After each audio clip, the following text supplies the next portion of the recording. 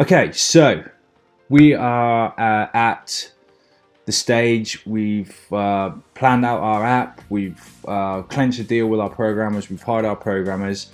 So really, that's kind of the boring stuff out the way, and now things start to get a lot more exciting and a lot more interesting, and things are going to start moving and progressing. And as you see your project come together, it's really good feeling and an exciting feeling to see it all start happening. So once you've clinched a deal, now the programmers will probably ask you about this anyway, but so we know what to do, and I'm going to give you a few kind of tips and things to think about. We need two things at this point. We're going to need a Shopify partners account. So we'll push that to one side for a minute. I'll cover that in the next video because I'll show you inside an account and the things you can do and stuff like that. The Shopify partners account is kind of where you're at, where you can access your app. It's where the programmers will be developing your app, and there's a few other things that I'll point out to you that you can do as well that will be helpful. So first of all is hosting and a domain name. So of course you need a domain name and you need hosting. So if you're completely unfamiliar with everything, web hosting is somewhere where you would store files for your website or whatever. So the same thing is with software or a Shopify app. If you're making a piece of software, you need to keep those files and host it somewhere. And if you're making a Shopify app, it's the same thing applies for that. So all Shopify apps are hosted on the creator's hosting account. So you may already have hosting. You may be familiar with hosting. You could have a regular hosting account. You could have your own private server.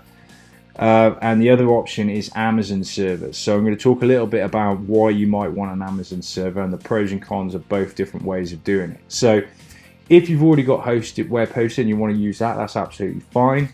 Otherwise, I'd recommend, if you're going for regular hosting, to use Namecheap. And the thing is with the hosting, which one you want to choose will depend on what type of app your app is. So I'll give you an example. We made an app called the Quick Sales Pages, and what that app did was allow a Shopify user to create a long sales page copy. So it was based on ClickFunnels template that we used and tried and tested that converted really well. But ClickFunnels is expensive, and you've got to integrate it and everything, so it's a little bit tricky. So we made an app, so it made it really easy for people to use, so you could build these high converting pages. So all of those pages are actually hosted on our server, and on all those pages there's lots of rows, and there's lots of places where the user can put images, and there's testimonial images and stuff like that. So there's tons of images and tons of pages. Now the problem is, if we had that on a regular server, is we got a private server, and if, say for instance, we have 20 big hitters using that app, and then 200 other users using the app that are smaller guys, those big hitters, if all of a sudden they throw up 100 pages each and they start driving massive amounts of traffic to those pages, we've got the storage of all the images, and we've got the bandwidth of people hitting those pages, and it's showing those images as well. So the problem is with having, say, a Namecheap server and a set allowance for that, is we could either crash the server temporarily because we could max out the bandwidth, or we could fill the server up with people using it. And it's not just a case of calling Namecheap and saying, can you give us a bit more space? It's a case of moving everything to a bigger server, so it's kind of static in that way. So with an Amazon server or an AWS server, then what will happen is that it's kind of on demand. So as the users and the bandwidth and everything is used, the space and the allowance will expand and contract. So if we get some big hitters on there, and it suddenly gets a ton of traffic, we haven't got to worry about the server crashing and having a ton of angry customers and people never using your app because it all crashed when it got some traffic. So that type of an app, if you're hosting a lot of stuff and traffic's going to be hitting your server for that, then I would highly recommend you go with an Amazon server. Now you will be paying more money for it, but you will have a much smoother ride and it'll be much easier. So just factor that into the price of your app. But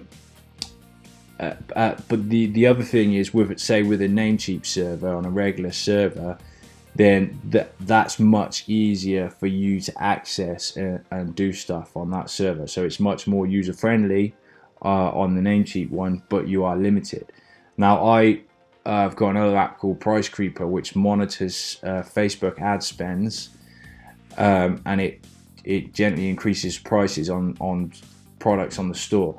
Now that kind of an app would be absolutely fine on a Namecheap server, because it's not going to be getting all that traffic. It's only going to be the users that are using it, and they're just going to be logging in. So, you know, quite comfortably on a regular server, we could accommodate tons and tons of users on there easily, no problem. So you need to have a think about what type of app your app is going to be, and is it going to need to have lots of expansion. Also, if you're getting into this and you're going to be pushing out lots of apps, you know, and it's going to be something that you're going to do, or lots of different softwares, you might want to go with the Amazon server as well, just so that you can, every time you do a new app or a new piece of software, you just throw it onto the Amazon server. So have a think about that. If you're unsure, then put it in the Facebook group and ask a question. I'll have a look at it if I'm around, and we can quickly work out whether or not the Amazon server is right for you.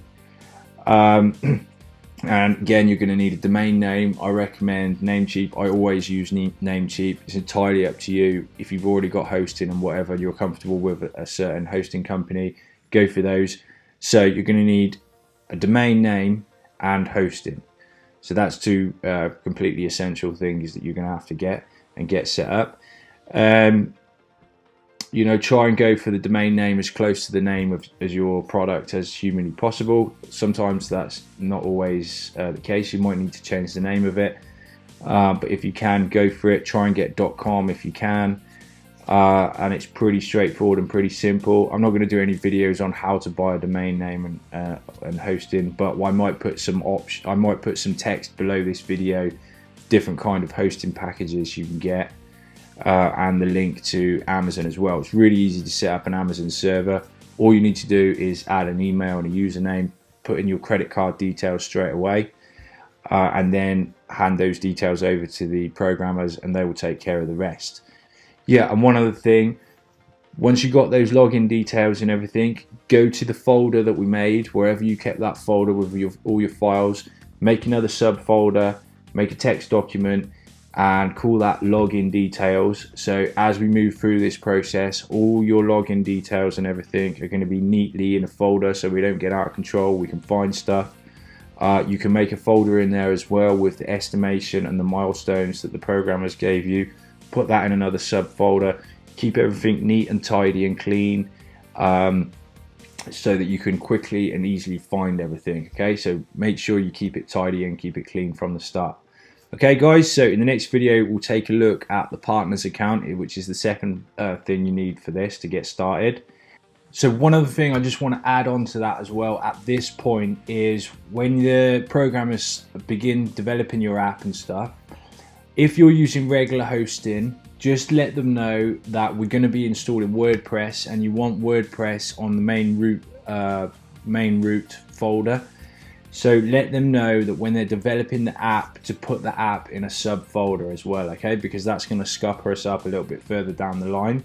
We're going to be taking a look at WordPress and what pages and stuff we're going to be installing. But basically, you know, it's going to be your domain /sales, your domain /training. If you don't let them know that, then they're going to go ahead and start developing the app in the main folder. Then when you create pages within WordPress, it's going to be your domain / some, you know, subfolder / page. So it's going to make it harder for people to find your pages for marketing and stuff like that. So just let them know that when they start developing the app, to use a subfolder. Usually it would be app, so it would be your domain / app.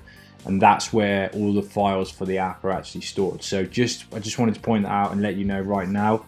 Let the programmers know to develop the app in a subfolder, because you're going to be installing WordPress.